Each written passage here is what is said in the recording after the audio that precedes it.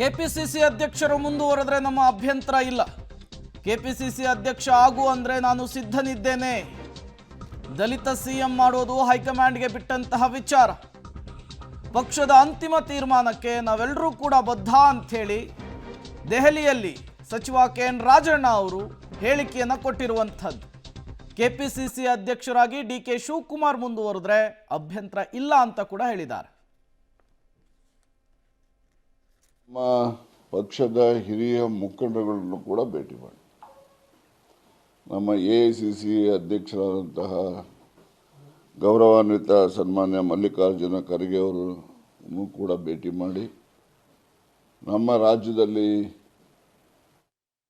ಮತ್ತಷ್ಟು ಡೀಟೇಲ್ಸ್ ಅನ್ನು ಕೊಡ್ತಾರೆ ನಮ್ಮ ಪ್ರತಿನಿಧಿ ಸುಖೇಶ್ ನೇರ ಸಂಪರ್ಕದಲ್ಲಿ ಜಾಯ್ನ್ ಆಗಿದ್ದಾರೆ. ಸುಖೇಶ್, ಈ ಹಿಂದೆಯೇ ದಲಿತ ಸಮಾವೇಶ ಆಗಬೇಕಿತ್ತು, ಅದಕ್ಕೆ ಡಿ.ಕೆ. ಶಿವಕುಮಾರ್ ಕೊಕ್ಕೆ ಹಾಕಿದ್ದು ಎಲ್ರಿಗೂ ಕೂಡ ಗೊತ್ತಿರುವಂತಹ ವಿಚಾರ. ಈಗ ಶತಾಯಗತಾಯ ದಲಿತ ಸಮಾವೇಶಕ್ಕೆ ಹೈಕಮಾಂಡ್ನಿಂದ ಗ್ರೀನ್ ಸಿಗ್ನಲ್ ಪಡೆದುಕೊಳ್ಳೋದಕ್ಕೆ ರಾಜಣ್ಣ ಮತ್ತು ಅವರ ಟೀಮ್ ಸಕ್ಸಸ್ ಆಯ್ತಾ ಅಂಥೇಳಿ, ಜೊತೆಗೆ AICC ಅಧ್ಯಕ್ಷರಿಂತ KPCC ಅಧ್ಯಕ್ಷರು ದೊಡ್ಡರಲ್ಲ ಅಂದರೆ ಏನಿದು ಮಾತಿನ ಅರ್ಥ ಅಂಥೇಳಿ ಸುಖೇಶ್? ಪ್ರೇಮ್, ಒಂದು ಸ್ಪಷ್ಟ, ಹಿಂದೆ ದಲಿತ ಸಚಿವರುಗಳ ಸಭೆಯ ಡಿನ್ನರ್ಗೆ ಕೊಕ್ಕೆ ಹಾಕಿರುವಂಥದ್ದು, ಸಮಾವೇಶಕ್ಕಲ್ಲ. ಯಾಕಂದರೆ ಸಭೆ ನಡೆಸ್ತೀವಿ ಅಂತ ಹೋದಂಥ ಸಂದರ್ಭದಲ್ಲಿ ಸಹಜವಾಗಿ ಅದಕ್ಕೆ ಒಂದಷ್ಟು, ಯಾಕಂದರೆ ಬೇರೆ ಬೇರೆ ಬೆಳವಣಿಗೆಗಳಾಗ್ತಾ ಇತ್ತು ಅಥವಾ ಪವರ್ ಶೇರಿಂಗ್ ವಿಚಾರ ಬಹಿರಂಗ ಚರ್ಚೆ ಆಗ್ತಾ ಇತ್ತು, ಅದಕ್ಕೆ ಗುಂಪುಗಾರಿಕೆ ಆಗುತ್ತೆ ಅನ್ನೋ ಕಾರಣಕ್ಕೆ ಮಾಡಬಾರ್ದು ಅನ್ನುವಂಥದ್ದು. ಅನಂತರ AICC ಸೂಚನೆ ಹಿನ್ನೆಲೆಯಲ್ಲಿ ಅದಕ್ಕೆ ಬ್ರೇಕ್ ಬಿದ್ದಿತ್ತು. ತದನಂತರ ಸಮಾವೇಶದ ವಿಚಾರ ಸಾಕಷ್ಟು ಕಡೆಯಲ್ಲಿ ಚರ್ಚೆ ಆಗಿದ್ರು ಕೂಡ ಅದಕ್ಕೊಂದು ಅಂತಿಮ ರೂಪ ಬಂದಿರಲಿಲ್ಲ.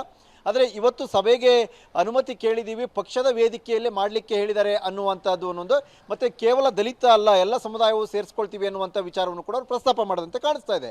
ಆದರೆ ನೇತೃತ್ವ ಅಂತ ಬಂದಾಗ ಅದು ಪಕ್ಷ ಅನ್ನೋದಾದರೆ ಸಹಜವಾಗಿ ಹಾಸನ ಸಮಾವೇಶ ಯಾವ ರೀತಿ ಆಯಿತು, ಅಲ್ಲಿಗೆ ಬಂದು ತಲುಪುತ್ತಾ ಅಥವಾ ಅದನ್ನು ಮೀರಿದ ರೀತಿಯಲ್ಲಿ ಮಾಡ್ತಾರಾ ಅನ್ನುವಂಥ ಪ್ರಶ್ನೆ, ಅಥವಾ ಈ ವಿಚಾರದಲ್ಲಿ ಏನಾದರೂ ಗೊಂದಲಗಳಾಗ್ತವ ಅನ್ನುವಂಥ ಪ್ರಶ್ನೆಯು ಕೂಡ ಈಗ ಮುಂದೆ ಇರುವಂಥದ್ದು.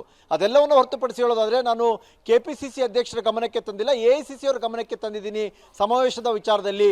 ಅವರು ದೊಡ್ಡವರ ಅನ್ನುವಂಥ ಪ್ರಶ್ನೆ, ಸಹಜವಾಗಿ ಅದು ಕಾಂಗ್ರೆಸ್ನಲ್ಲಿ ರಾಜ್ಯದಲ್ಲಿ ಸಚಿವರುಗಳ ನಡುವಿನ ಆಂತರಿಕ ಭಿನ್ನ ಅಭಿಪ್ರಾಯಗಳು ಇನ್ನೂ ಕಡಿಮೆ ಆಗಿಲ್ಲ ಅನ್ನುವಂಥದ್ದನ್ನ ಸ್ಪಷ್ಟವಾಗಿ ಸೂಚಿಸುವಂಥದ್ದು.